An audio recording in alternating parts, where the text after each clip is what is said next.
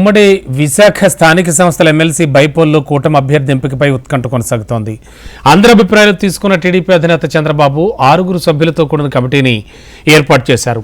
పల్లా శ్రీనివాసరావు, వంగలపూడి అనిత, గంటా శ్రీనివాసరావు, బండారు సత్యనారాయణమూర్తి, జనసేన నుంచి పంచకర్ల రమేష్, బీజేపీ నుంచి విష్ణుకుమార్ రాజులు ఓట్లపై అధ్యయనం చేయాలని ఆదేశాలు జారీ చేశారు. అర్బన్లో ఎన్ని ఓట్లు, రూరల్లో ఎన్ని ఓట్లు వచ్చాయనే అంశంపై పూర్తి నివేదిక ఇవ్వాలని కమిటీని చంద్రబాబు ఆదేశించినట్లు తెలుస్తోంది. కమిటీ ఇచ్చిన నివేదిక ఆధారంగా అభ్యర్థిని బరిలో నిలపనున్నారు చంద్రబాబు.